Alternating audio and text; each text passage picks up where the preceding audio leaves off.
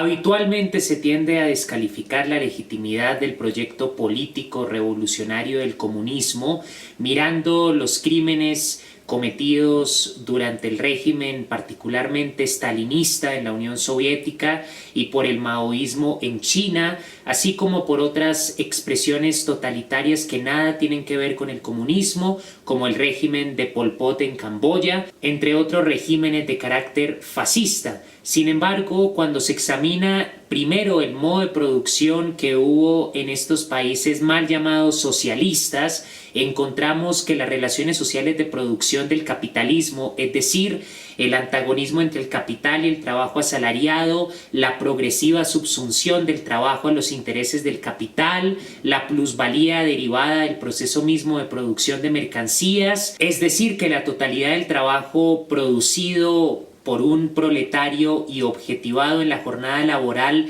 para crear el valor que luego se transforma en precio cuando la mercancía se comercializa, no se le remunera en su totalidad en el salario. La cantidad total de valor creada que luego determina el precio de la mercancía no corresponde al salario que se le paga al productor. Ni la plusvalía absoluta, ni la plusvalía relativa, ni la cosificación del trabajo, ni la alienación del proletariado, ni el control cada vez más centralizado sobre los medios de producción, los recursos naturales, la tecnología, la ciencia y la técnica, ninguno de estos aspectos fueron abolidos en las economías mal llamadas socialistas de la Unión Soviética o de la China después de la revolución maoísta. Por lo tanto, no se puede hablar de un comunismo desde el punto de vista del modo de producción. En el caso de la Unión Soviética, por ejemplo, lo que hubo fue un control de la economía al punto de que la economía se encontraba ultra planificada y el Estado era el que controlaba esa economía ultra planificada.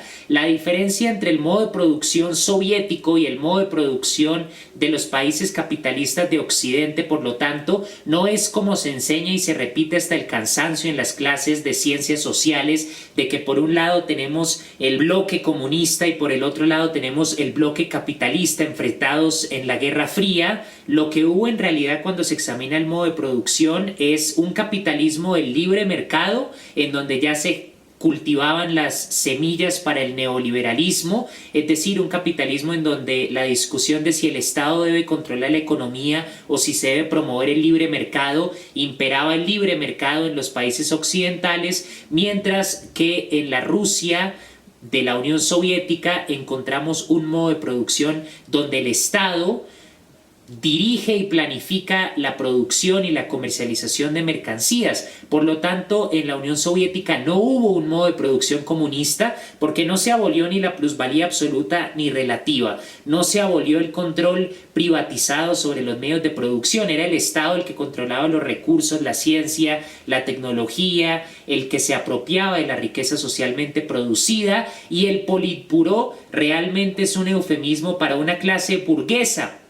en la práctica y en la realidad de las relaciones sociales de producción en la economía soviética. Por lo tanto, lo que hubo a nivel del modo de producción en la Unión Soviética fue un capitalismo de Estado, un capitalismo, una forma del modo de producción capitalista en donde lo único que cambia es que el Estado es el que tiene el control sobre una economía ultra planificada, en donde se agudizaron las contradicciones del capitalismo que analizó Marx. ¿En qué sentido? En el sentido en el que, por ejemplo, mientras millones de campesinos morían de hambre, los recursos eran utilizados activamente para la producción de armas de destrucción masiva, ojivas nucleares y otro tipo de armas para fortalecer el desarrollo militar de la Unión Soviética, y en ese aspecto contradictorio encontramos el desperdicio del enorme desarrollo de las fuerzas productivas, que es una característica del modo de producción capitalista. En la actualidad se invierte un enorme presupuesto de la cantidad de dinero que tienen los diferentes estados del primer mundo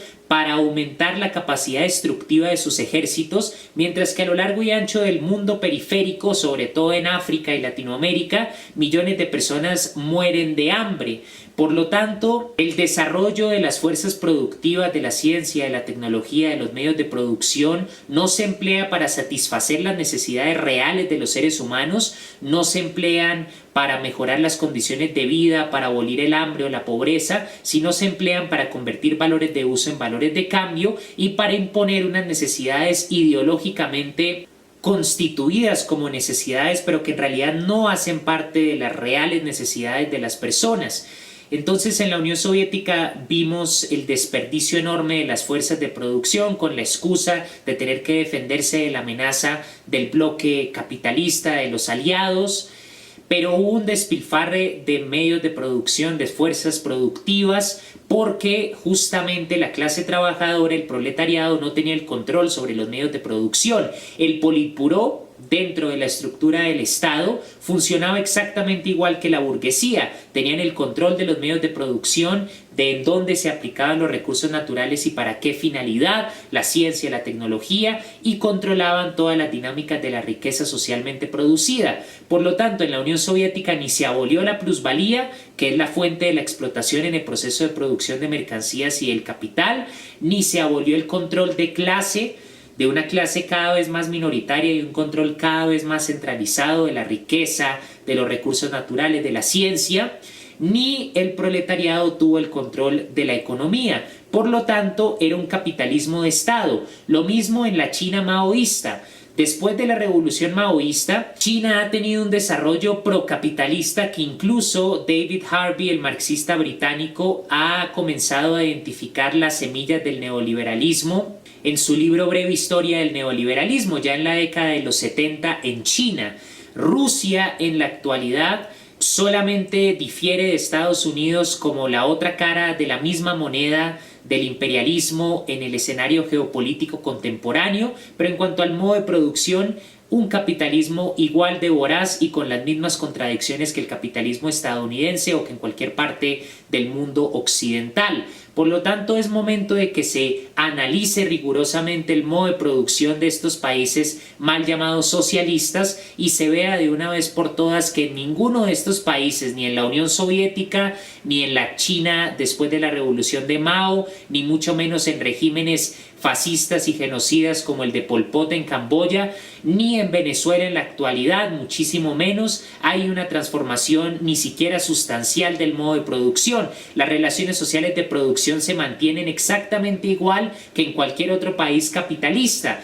Por lo tanto, lo que hay es variaciones en ese capitalismo, si es capitalismo de libre mercado, neoliberal, o si es un capitalismo de Estado. Pero hasta ahí llega la diferencia, porque en la dinámica de las relaciones sociales de producción que estructuran las relaciones de clases, vemos que el control que ejercía el Politburó es análogo al control que ejerce la burguesía, y de hecho el capitalismo de Estado llevó a la posibilidad de que se sustentara sobre la base de una economía ultra planificada un tipo de Estado militarista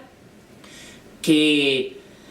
perseguía y vigilaba de una forma incluso más marcada que en los países del capitalismo de libre mercado de Occidente. Entonces, un mayor control de clase, del modo de producción, de la economía, una planificación que implica una mayor enajenación, una mayor explotación, una mayor subyugación del trabajo asalariado a los intereses del capital, lleva en el plano de la sobreestructura política y jurídica a que se constituya un Estado con tintes totalitarios mucho más fuertes, que fue lo que ocurrió en la Unión Soviética y en la China de Mao con el culto a la personalidad, con la legitimización de un poder absolutamente criminal que desembocó incluso en la consolidación de campos de concentración, lo cual no tiene absolutamente nada que ver con la idea filosófica, política del comunismo. Por consiguiente, es importante que después de la experiencia del trotskismo, del anarquismo, perseguido, violentado por el fascismo estalinista,